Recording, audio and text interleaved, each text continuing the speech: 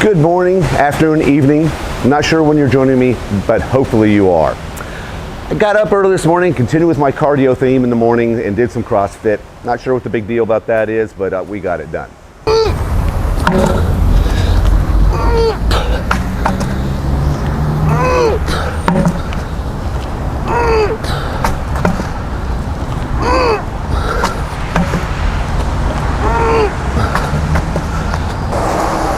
This seems much easier.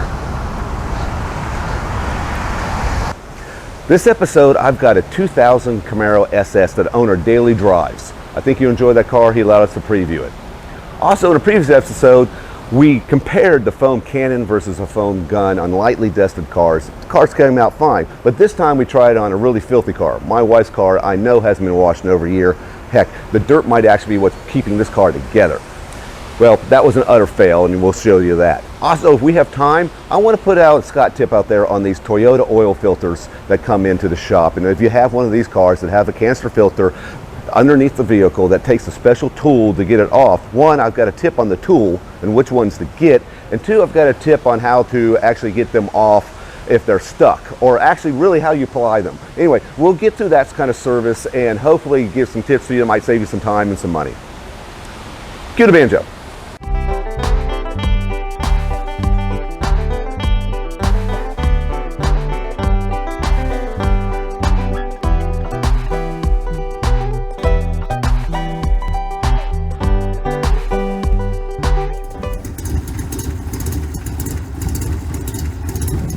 Wife wants to wash her car. I haven't washed her car in like 6 years other than take it to a car wash. And that's because last time I washed it, I spent 3 hours on it, and when we got in the car, she hit every single mud puddle there was. So I said, nah, never again. Anyway, she wants to wash her car because it's been filthy. I think it hasn't been washed in over a year. I know it hasn't had a car wash in over a year. So we're going to wash her car, we're going to hit it with the foam cannon, and we're going to see what the foam cannon can do on an absolutely filthy car. Wish me luck. I don't know how this has happened. Probably because I've been drinking and she has a drink in her hand, and apparently now's the time to wash the car.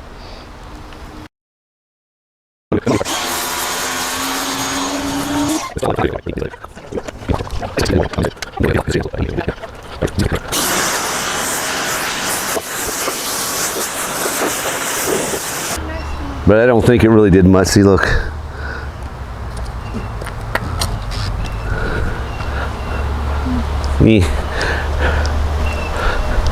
So not so much. I think we have to wipe it down.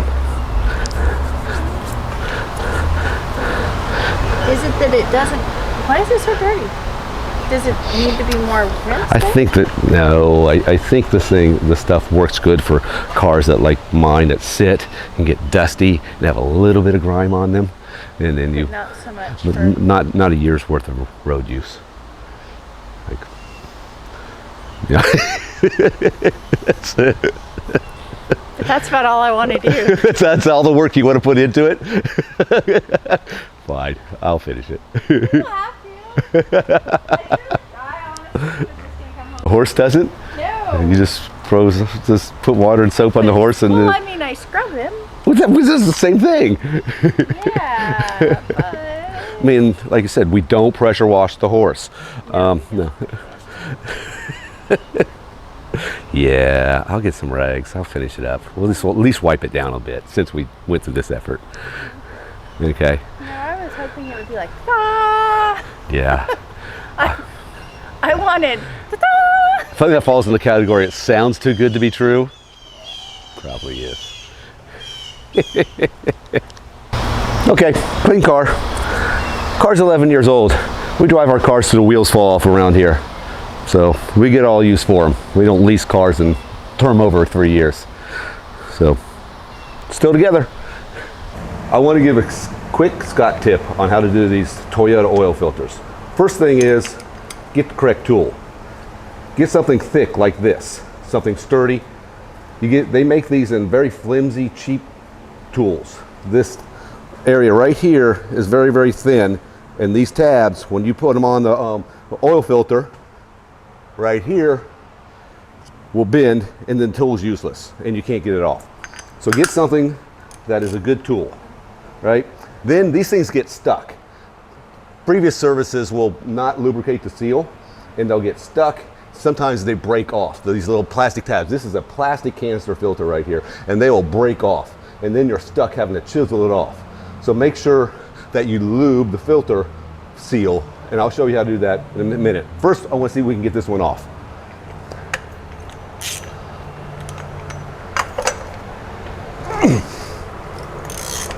So this one's going to come off just fine. Sometimes we have to use a torque bar or a breaker bar to break them off. I'm going to get the drain pan. We're going to drain this oil. I'm going to show you how to lube the filter and put this back up.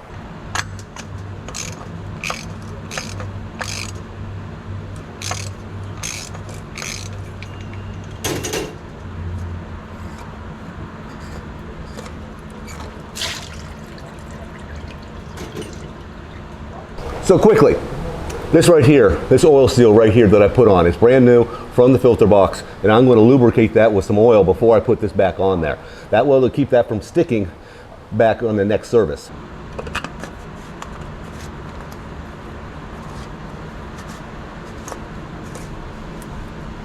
I have drained the oil. I'm going to cinch up the drain plug,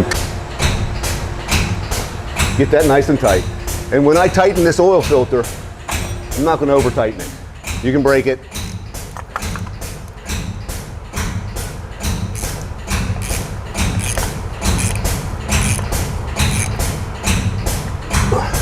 It's a positive stop. It does not need to be over torqued.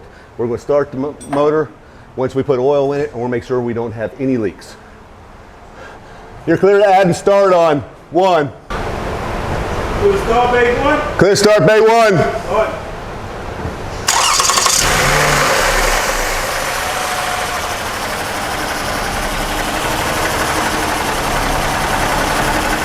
No leaks on filter, no leaks on drain plug. A 14mm drain plug. Tight.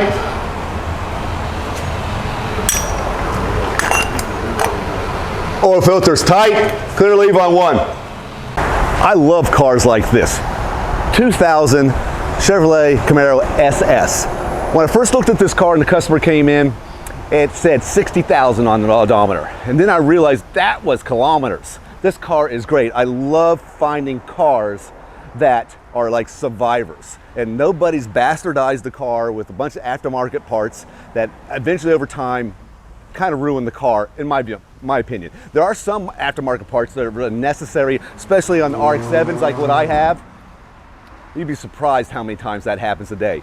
You park cars like this in my parking lot. I've got this car here, the Corvette over there, the RX-7 over there, and we got everybody drive by and they have to floor it by here to show off or something like that.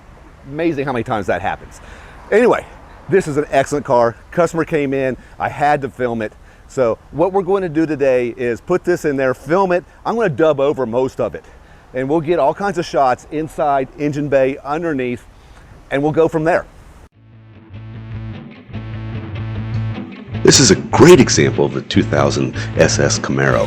I really like the blacked out look on this one. So many times when people black out their cars, they're great from 10 feet away, but when you get close up to them, you can find a lot of blemishes on them. That's not the case for this car. The blacked out wheels are wrapped by 295 by 35 by 17 Nitto Enzos in the rear and 275 35 17 Nitto Enzos in the front. I think the red SS trimmed emblems on the side ties in really well with the red calipers. The tint on this car is tastefully done. It's not too black to be gangster, but it's just enough to shade well with the car. You may notice this car settles just a hair different than a stock SS. It has Coney springs with Bilstein shocks and it's been lowered 1.25 inches. This is probably just enough to look cool, but not so much to cause rubbing or interference issues.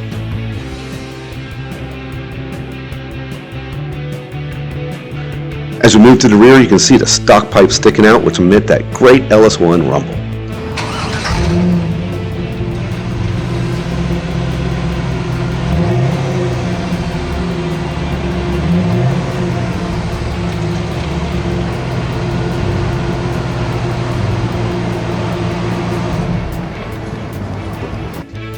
The interior of this car is like new. It came with the leather option, and it has a leather wrapped steering wheel, which was standard.